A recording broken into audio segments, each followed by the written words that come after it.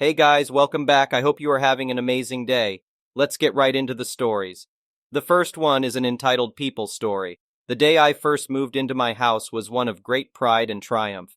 My journey to homeownership had been a long and arduous one, driven by the memory of my hardworking mother and her dream of owning a home. As a single mother, she had faced countless challenges, struggling to make ends meet while providing for me. When she passed away, I vowed to fulfill her dream, working relentlessly to achieve that goal. After carefully considering various options, I finally found the perfect house situated slightly away from the town's bustling center. Its spacious yard and garage were ideal for my passion for restoring classic cars. Over the years, I diligently worked to expand my collection, with the crown jewel being the first car I had lovingly restored, a 1969 Dodge Charger, a cherished relic that held deep sentimental value. As time went by, the neighborhood underwent a transformation. Many original residents moved away, making room for new faces, and thus a homeowners association was formed. Although I never desired to be part of it, the association insisted that their rules applied to everyone, including me. Unfortunately, the Homeowners Association president Marley had an insatiable thirst for power, imposing exorbitant fines for minor infractions in a shameless money-making scheme. Nonetheless, my dedication and hard work paid off, not only in my professional life, but also in my personal pursuits. My garage became a treasure trove of vintage cars, a testament to my unwavering passion. However, as the garage reached its capacity, my neighbor Jeffrey suggested I park the cherished Charger in my front yard. His own car was parked in a similar fashion due to the lack of a garage. He assured me that as long as it wasn't obstructing the sidewalk, no one would object. Finding no alternative, I followed his advice, placing the Charger in the front yard. Its presence offered solace, a connection to my late mother and her undying spirit, yet Marley couldn't resist exerting his authority. In no time, I received a letter claiming the car was an eyesore and marred the neighborhood's aesthetic appeal. Undeterred, I discarded the letter, refusing to let anyone dictate the fate of my beloved Charger. As Marley's rule persisted, the neighborhood endured a cascade of departures. His behavior grew increasingly erratic, drowning his sorrows in alcohol and wreaking havoc with his reckless driving. Jeffrey informed me that Marley's wife had left him, adding to the growing list of residents fleeing his oppressive reign. It seemed as though his self-inflicted demise was imminent. One fateful night, I was awakened by a thunderous crash, a cacophony that shook me to my core. Little did I know the horrifying truth that awaited me. As I stumbled outside, a nightmarish scene unfolded before my eyes. The remnants of my once pristine Charger lay in ruins. Shocked and devastated, I stood frozen, unable to comprehend the magnitude of the destruction. Jeffrey, too, was appalled by the sight, questioning what had happened. With a sinking feeling, I knew in my heart that Marley had deliberately demolished my car. Determined to confront him, I stormed to his doorstep, demanding answers. Predictably, he feigned innocence, claiming ignorance and asserting he had been asleep all night. Refusing to accept his lies, I insisted on reviewing the security camera footage installed by the Homeowners Association throughout the neighborhood. To my dismay, the system reported that the cameras had mysteriously been turned off for the past 2 weeks. Anger and despair consumed me as I filed a complaint with the police, though the lack of evidence hindered their ability to take immediate action. Just when despair threatened to engulf me, Jeffrey arrived at my doorstep, clutching a lifeline. His car's dashcam had inadvertently recorded the entire ordeal, the bulldozer mercilessly crashing into my Charger. Armed with this irrefutable evidence, we wasted no time in pursuing legal action against Marley. The bulldozer's license plate linked back to him, exposing his despicable act of vengeance. In court, Marley's arrogance and deceit crumbled under the weight of undeniable proof. The judge ruled decisively in my favor, ordering Marley to pay a staggering $150,000 in damages. Justice prevailed, but the aftermath was even more satisfying. Marley's world crumbled as his wife left him, forcing him to abandon the neighborhood he had ruled with an iron fist. Jeffrey, a trusted neighbor, assumed the position of Homeowners Association president, earning the community's overwhelming support. Though the wreckage of my Charger could never be fully restored, the compensation I received allowed me to find solace in a new beginning. With the funds, I embarked on a mission to locate and acquire another Dodge Charger, Although it required meticulous repair and the salvaging of usable parts from the wreckage, I breathed life into this new acquisition. It could never replace the sentimental value of the original, but its resurrection served as a testament to my resilience and unyielding spirit. In the end, the tyrannical reign of Marley crumbled, replaced by a neighbor who genuinely cared for the community's well-being. And as the new Charger roared to life, its engine a symphony of triumph, I vowed to carry on my mother's legacy, creating new memories and cherishing the dreams she had passed on to me. The next one is a pro-revenge story. In college, my two friends and I decided to find a place together off campus. We found a beautiful 3-bedroom house with surprisingly affordable rent. The basement of the house was listed as a separate apartment, but as it had a separate entrance and the indoor stairwell had been blocked off, we weren't worried, and the thermostat was upstairs. Then the demon neighbor moved in. From upstairs we could hear everything. This adult woman would call her mother and scream at her to pay for her cell phone bills and give her grocery money, aka Taco Bell and cheap tequila. She would scream at whatever guy she was sleeping with to bring her meth, and one day she brought home 3 puppies to scream at too. We were terrified of this woman and the noise was hell. Also, we'd been idiotic enough to sign a lease stating we were responsible for all utilities, period, meaning we were now financing her gas, water, and electricity. But with only 2 months left on the lease, we thought we could just ride it out. But then she started smoking, constantly. According to the landlord, she'd quit for good when she'd signed the lease, but for good only lasted 2 days. Since it was winter, the heat was running nearly 24/7, and the smoke was wafting up from the vents. Our apartment and all our belongings began to reek of smoke. We contacted the landlord because we'd signed for a bloody non-smoking apartment. He told us we lived in a state where you could technically call an apartment non-smoking, even if it shared ventilation with a smoking apartment. Duck you, leasing laws. At this point, my 2 roommates were heading out for a 2-week vacation. They were online students while I was residential, leaving me alone in the apartment with the demon smoker in the basement. I couldn't sleep or eat because my idiotic stomach decided to react to all the secondhand smoke by aching and cramping constantly. After 3 days, I was a little insane. I made a plan. I checked the forecast, lows in the 20s all week. I borrowed a friend's ultra-insulated sleeping bag. I bought one of those ski masks with the holes for your eyes and mouth.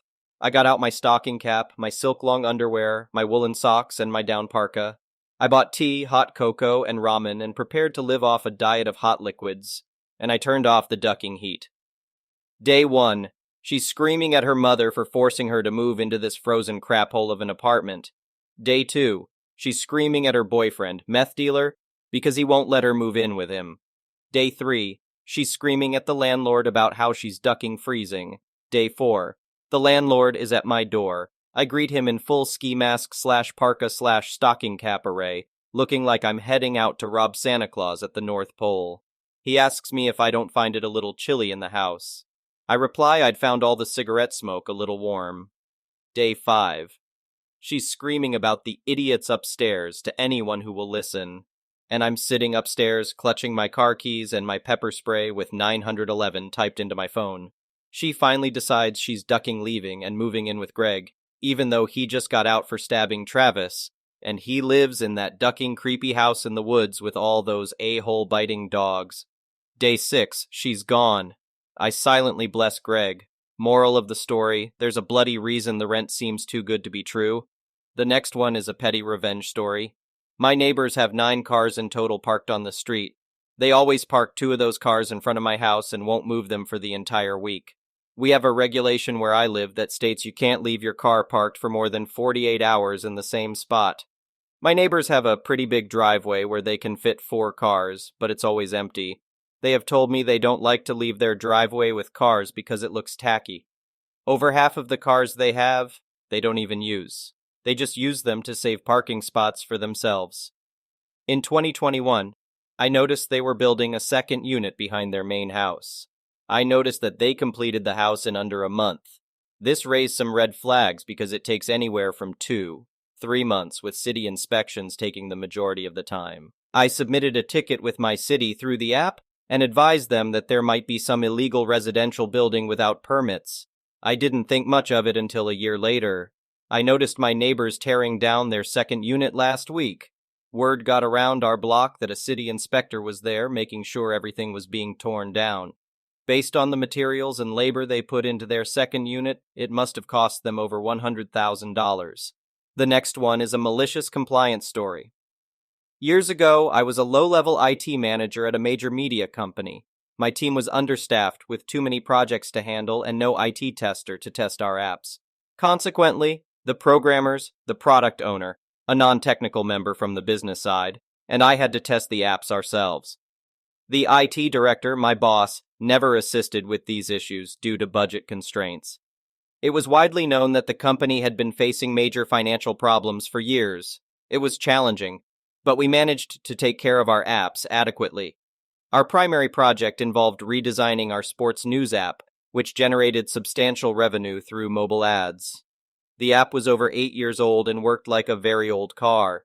Thus, we decided to build it from scratch.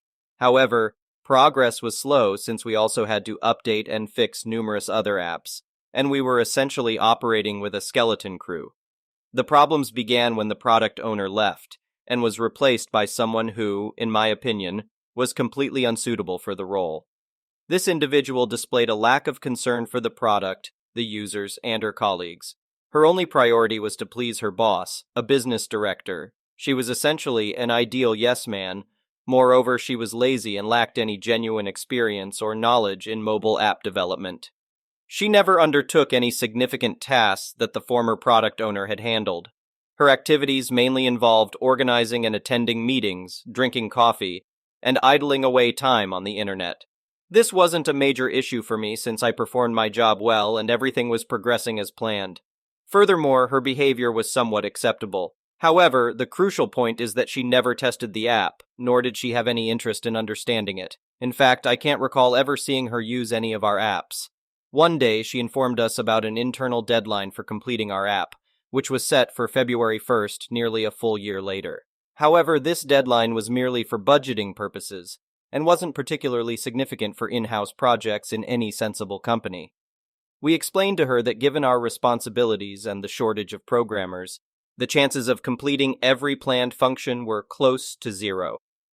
However, we suggested releasing a basic version of the app, without certain features, to a small portion of the users, perhaps around 1%. Later, we could update the app with the missing features and gradually increase the user base to 100%. She approved of this solution, and the entire team was informed of our plan. Thus, we continued our work as before, developing the new app while also tending to other apps, providing weekly progress updates on the new app. Fast forward to November during a short vacation I took. Upon my return, I discovered that the new product owner was furious with our progress, even though everything was proceeding according to plan. During my absence, she had informed our bosses that we were in crisis mode because the app wouldn't be ready by February 1st, placing the blame squarely on us, particularly me. As it turned out, her boss wanted the entire app to be ready, not just a basic version. She had never informed him about our agreed-upon plan, or perhaps he had changed his mind. Subsequently, she informed everyone that the original plan had always been to fully release the app, portraying us as liars. Unfortunately, nobody supported our side, and by that point, I had already begun searching for a new job because I had had enough. Ultimately, we had to eliminate numerous features because it had become impossible to complete them. Here's where the malicious compliance comes in. I remained at the company until the deadline, and the last task I performed was releasing the new app to every single user. One of the most crucial aspects of the app was the mobile ads, which generated revenue since the app itself was free. I created the ads exactly as instructed, testing them myself since the product owner hadn't bothered to test the app. Consequently, no one noticed that the new app had significantly fewer ads that appeared far less frequently. However, the app was plagued with bugs because we couldn't properly test everything given the workload and the lack of a tester within the short time frame. Within a month of its release, the ad revenue plummeted and users were dissatisfied with the app, causing many of them to migrate to other news apps. At this time, I was happily working elsewhere, and I heard that there was utter chaos surrounding the new app. Due to the revenue issues, the product owner and her boss even considered bringing back the old app, which was quite comical considering how poorly it functioned. The last time I checked, Even the most dedicated programmer, who had miraculously remained at the company for over a decade, had said, "Screw it," and left shortly afterward. Years later, she is still employed there. The current team remains understaffed and overworked, and the apps are riddled with bugs and poorly managed. Meanwhile, I have the best job of my life, and everyone has been extremely satisfied with my management for many years. The next one is an entitled people story. My dad is elderly and has some mobility issues, as well as recent health problems within the last half year. 2 years ago, my mom passed away unexpectedly after a brief illness, which has been very difficult to cope with as I was extremely close to her. For the past 6 months, I have dedicated a significant portion of my life to help my dad. I temporarily moved in with him to provide assistance. He has been in the hospital several times, but now he's back home. However, I have had issues with him over time due to his narcissism, and I deeply regret this period of helping him. I even resent it in some ways because he shows no respect for me. Unfortunately, my sister hasn't been of much help either. I have previously posted about this issue here. Despite living only 20 minutes away, she rarely contributes, and most of the time, I'm the one doing all the work. Even when she does come over, she tends to micromanage my actions. Recently, my sister suffered a mild concussion, preventing her from joining us on Father's Day. Usually, we gather on Sundays for brunch. When my sister informed my dad about her absence due to the concussion, he expressed disappointment, solely thinking about himself. This morning was one of the few mornings I had the chance to sleep in. Weekends are usually the only time. During weekdays, I wake up early to assist my dad, so I slept in for an extra hour, went downstairs to give him my card, and wish him a happy Father's Day. However, he had already gone up to take a shower. I went out to get coffee, and upon my return I greeted him again, gave him my card, but he seemed annoyed, barely acknowledging it. Later, after I took a shower, I went downstairs and asked him if he wanted to go out for lunch, as we usually do on Sundays. He replied that he thought restaurants would be too crowded today and declined. However, he added, "You can just make me some French toast." He frequently phrases requests as commands, saying things like, "You can make me X," or, "If you want something to do, you can make me Y." Politeness, such as saying please, is rarely included. And when I point that out, he becomes upset. I was extremely bothered by his demanding tone and explained that we didn't have the necessary ingredients for French toast. Nevertheless, I offered to prepare something else if he wanted. In response, he remarked that it would have been nice if I had woken up early to cook him breakfast instead of sleeping in. Keep in mind that I am 31 years old, dealing with a narcissistic father, and yet I have still sacrificed a significant portion of my life to help him. He shows no respect or appreciation for my efforts. On Father's Day, he expects me to wake up early and cook him breakfast as if I were a little kid, when in reality, our normal plan was to go out. I expressed to him that I am with him every single day, taking care of various tasks, and that I had anticipated going out today, as we usually do. His demanding and disrespectful nature greatly bothers me, as if I'm only there to serve him. The next one is an entitled parent story. This happened in 2009 when I was 15, and my sister was 11. I honestly don't remember it well. I had to call my mother to fill me in on some details, and it helped a little. My parents got divorced when I was 10. My mother got primary custody, but we stayed with my father for about 3 days a week, sometimes more. They took turns celebrating the holidays with us. We'd spend them with one parent in 1 year, and with the other one the next. In March 2009, my father and his then-girlfriend, Molly, broke up after he confessed to cheating with the woman that eventually became SM. Years later, I found out that affair had been going on for almost 2 years by the time he told Molly. He introduced SM to us in May, on my birthday actually, and they almost immediately announced their engagement. From that moment, she started trying to force us all to be a happy blended family, which usually meant forcing us to do everything she, or sometimes my stepbrother, wanted, and pretending my mom wasn't in the picture. SM and my dad started pushing her to leave us with them a lot more often than my parents had previously agreed, but she thankfully wouldn't budge. We started getting ready for the holidays in November, and SM started talking about a ski resort, hotel, I don't know, it was 14 years ago, that she wanted to visit with us. It was a 3-hour car drive from where we lived, and was clearly more suited for couples, younger children, or the elderly. Neither my sister nor I actually wanted to go, but before we could say that, SM asked us when we'd be done with school so that she could book it for a 2-week trip during our winter break. I was happy to be the one to break it to her. We'd spent Christmas and New Year's Day with my father and Molly the year before, so it was my mom's turn to have us. My father and SM called my mother dozens of times to try to convince her to let them take us, insisting that SM was excited to spend Christmas with us and that the previous year's holidays didn't count because we'd spent them with Molly. My mom said no, as she'd already made plans, and the subject was dropped for a few weeks. Then, on our last day of school before winter break, SM picked me and my sister up from our schools. That was fine. We were supposed to spend a couple of days with my father before the holidays. What wasn't fine was that the moment we got into her car, SM said, "We're going to the ski resort, surprise!" She proceeded to tell us that they'd already packed our bags for us, and Dad would meet us there. I asked if my mom knew about this, and she said sure, but I knew that was a lie. I also didn't believe her when she said we'd only be there for a couple of days and would be back before Christmas. I figured they'd booked the 2-week stay they wanted and would probably guilt trip us both into staying once their couple of days were up. I was terrified. I didn't have a phone. My mom thought I was still too young to have one, didn't trust SM, and I could see my sister was even more scared.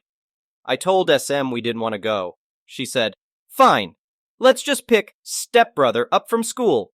We picked him up from school. SM said, "Okay, now let's go to the resort." I said again that we didn't want to go. She said, "Fine, let's just find a gas station and fill up." That pattern repeated itself about 6 times over the next hour. Every time I said we didn't want to go, SM would make up an excuse and pretend to forget my plea. As we were about to leave town, my dad called SM. I heard them fight for a few minutes about something, and then she hung up. Stepbrother asked her what happened, but she didn't answer. Then she said, "I'm taking you kids to your mom's." She turned the car around and took us home. When we got there, my mom pulled us out of the car and screamed at SM to leave, which she did. My mom was hugging us and bawling as if she hadn't seen us in years. She didn't tell me the full story until a few days later. Basically, my mom called my dad in panic because he'd never told her we'd gotten home, which he always did whenever he picked us up from school. He was hoping she wouldn't call until we were already at the resort. My father knew that lying would do more harm than good, so he told her their plans. He tried to spin it around as something my sister wanted, but my mother didn't buy it. She told him that if SM didn't take us back to her place, she'd call the police. My father and SM took my stepbrother to the resort. For a few months after, they bragged about all the fun they had and all the things my sister and I had missed. Stepbrother later confided in me that he actually hated it. He barely saw his mom while they were there, and he spent Christmas mostly alone in their room. SM called us both selfish for trying to ruin their holidays. My sister actually felt guilty for a while, and I had to reassure her. My mom didn't call the cops or press charges. At the time, she didn't know if what SM did would qualify as a crime or if they'd actually help. She also feared that would ruin our relationship with my father, with whom she was still trying to stay on amicable terms. Years later, she told me she regretted not calling anyone, and that's the story of how I got my first phone. For some reason, I really hate this story, so much that I avoid talking about it. This text was actually on my drafts for almost a week. It's far from the worst thing SM has ever done, but it still pisses me off. I admit that writing it all down did help a little, though. Thank you for watching. I would really appreciate it if you could like the video and subscribe to our channel if you haven't already. We'll see you again tomorrow.